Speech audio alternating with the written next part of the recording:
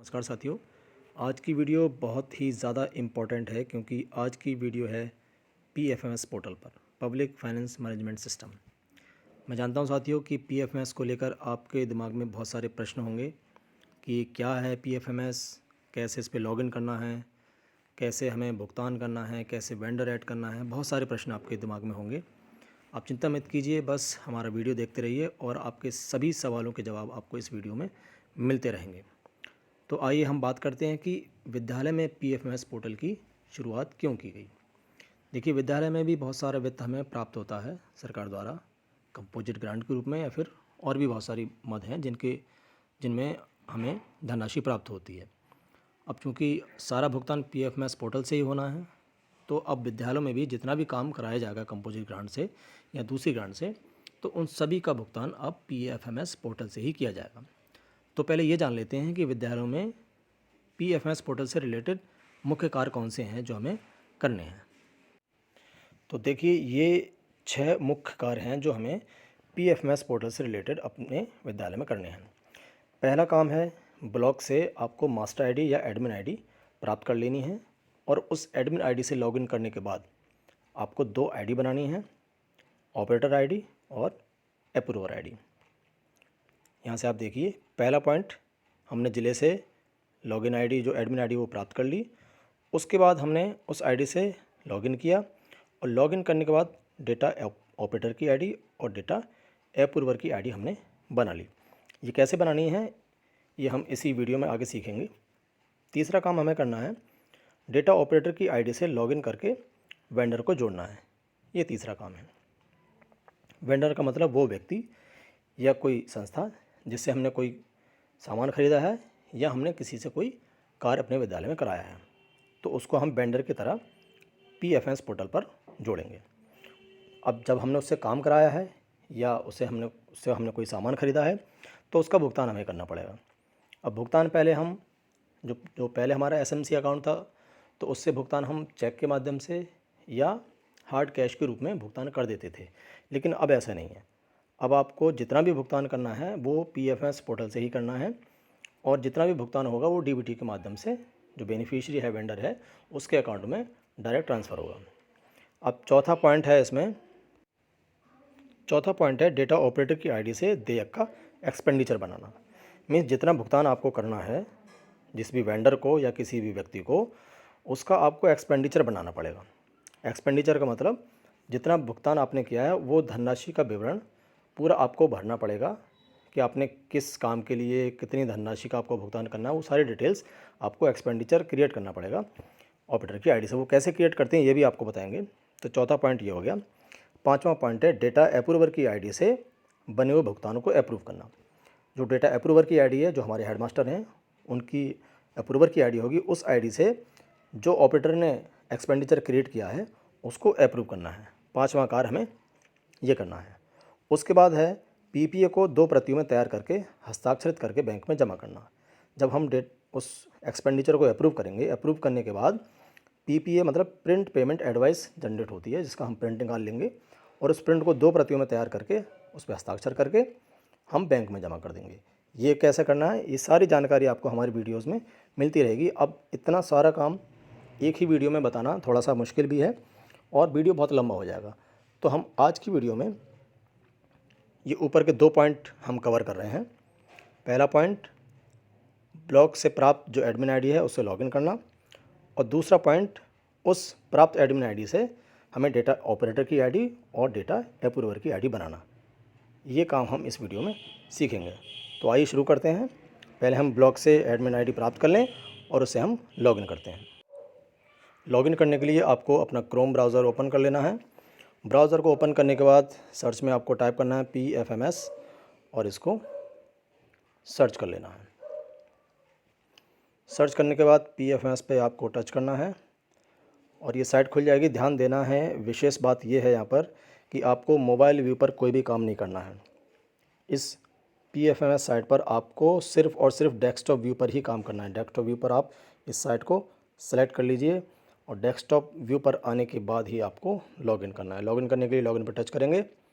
Login पर touch करने के बाद जो एडमिन आईडी आपको ब्लॉक से प्राप्त हुई है चाहे उसको एडमिन आईडी कहें या उसको मास्टर आईडी कहें। वो आईडी जो आपको प्राप्त हुई है उस आईडी को उसका यूज़र नेम यहाँ पर टाइप करना है यूज़र नेम में, और पासवर्ड में इसका पासवर्ड टाइप करके आपको लॉगिन कर लेना है। यहाँ पर आपको यूज़र नेम टाइप करना है, यहाँ पर पासवर्ड टाइप करना है और लॉगिन कर लेना है। चलिए लॉगिन कर लेते हैं। जब आप लॉगिन कर लेंगे तो लॉगिन करने के बाद ऐसा पेज खुलेगा और इसको हम ओपन कर लेते हैं। यहाँ से थोड़ा सा जूम कर लेते हैं और जूम करके मैं दिखाता हूँ आपको। पहला ऑप्शन है मास्टर का।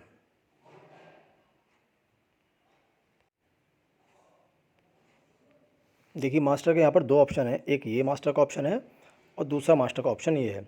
तो आपको पहले मास्टर के ऑप्शन पर क्लिक नहीं करना है, जो दूसरा मास्टर का ऑप्शन है आपको यहाँ पर क्लिक करना है। यहाँ पर जैसे ही आप मास्टर पर क्लिक करेंगे उसके बाद यूज़र लिखा हुआ आएगा। यूज़र पर आपको टच नहीं करना है, लॉन्ग टच करना है, मीन्स थोड़े से समय के लिए आपको लॉन्ग प्रेस करना है।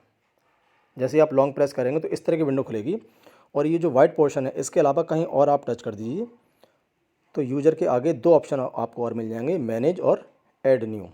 अब हमें ऐड न्यू पर टच करना है। यहाँ पर ऐड न्यू, यहाँ पर आपको टच करना है। आइए इसको ओपन कर लेते हैं। जैसे ही आप ऐड न्यू पर टच करेंगे इसके बाद इस तरह की विंडो खुलेगी।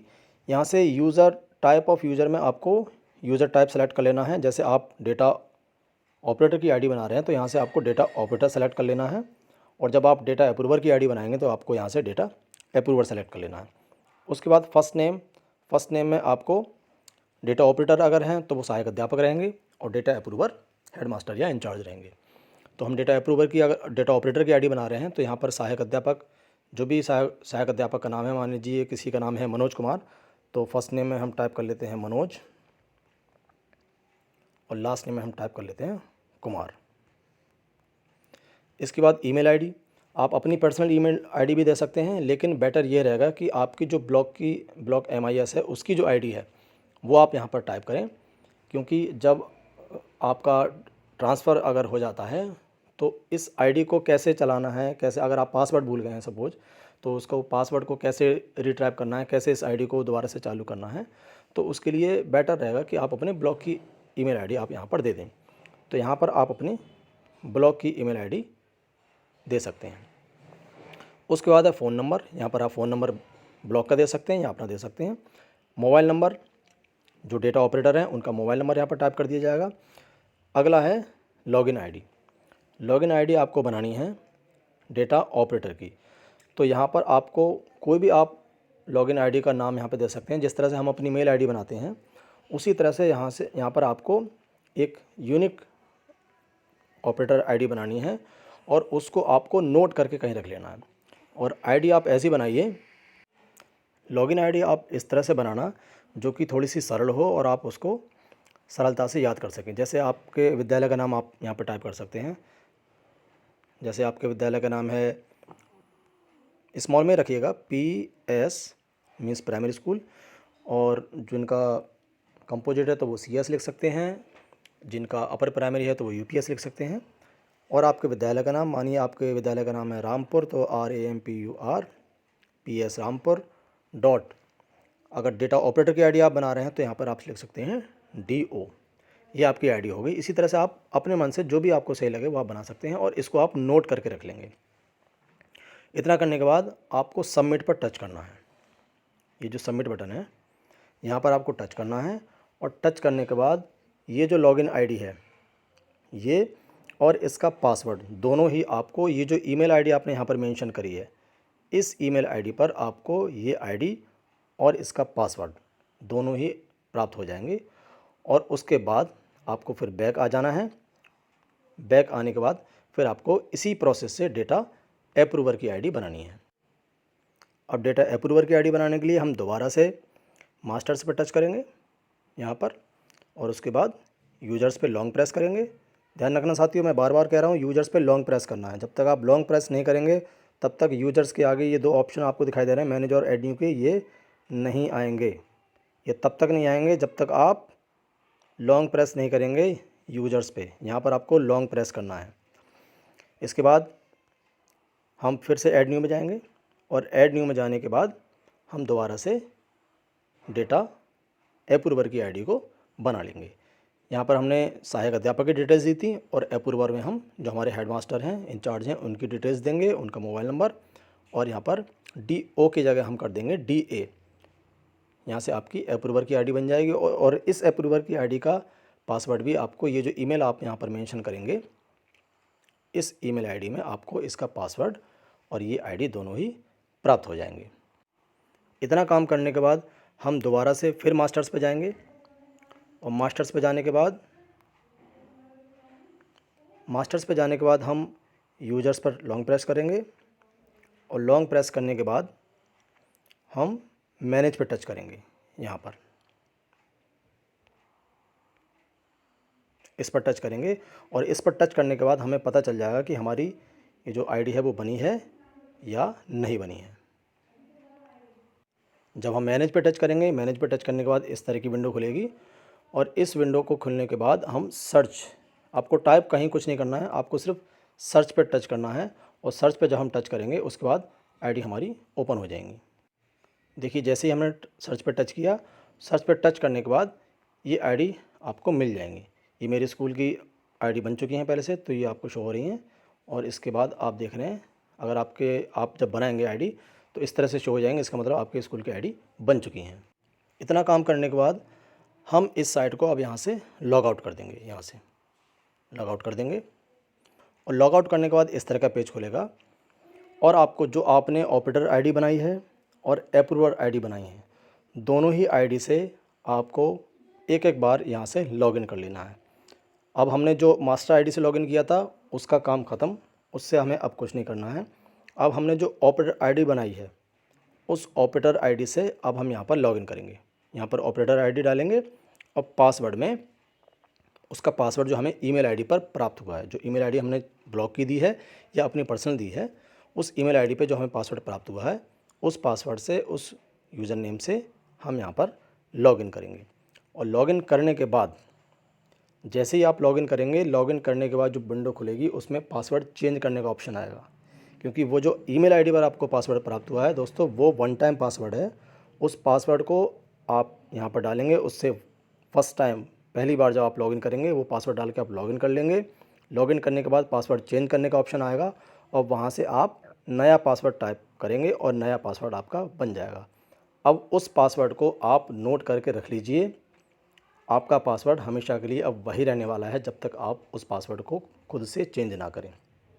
ऐसे ही आपको डेटा अप्रूवर की आईडी से यहाँ पर यूज़र नेम डालकर और पासवर्ड डालकर लॉगिन कर लेना है। और सेम जैसे आप लॉगिन करेंगे फिर से पासवर्ड चेंज करने का ऑप्शन आएगा और आप पासवर्ड चेंज कर लेंगे और उस पासवर्ड को आप अपनी डायरी में लिख लेंगे। अब आपकी 3 आईडी आपके पास हैं। पहली एडमिन आईडी। उम्मीद है साथियों कि आपको ये बात समझ में आ गई होगी कि लॉगिन कैसे करना है एडमिन आईडी से। लॉगिन करने के बाद क्या काम करना है, मास्टर्स पे जाके, यूजर्स पे जाके, ऐड न्यू में जाके आपको डेटा ऑपरेटर आईडी और डेटा अप्रूवर की आईडी बना लेनी है और उन दोनों ही आईडी से लॉगिन करके पासवर्ड चेंज कर लेना है। बस पहला काम आपको यही करना है। इतना आपको समझ में आ गया होगा। अगर कोई कन्फ्यूजन है, कोई डाउट है तो आप मैसेज कर सकते हैं, कमेंट कर सकते हैं, कमेंट करके पूछ सकते हैं। और अगली वीडियो में हम जानेंगे कि वेंडर को कैसे ऐड करते हैं। अपने PFMS पोर्टल पर आपको वेंडर कैसे यूज करना है, इसके संबंध में अगली वीडियो आएगी। तब तक के लिए धन्यवाद।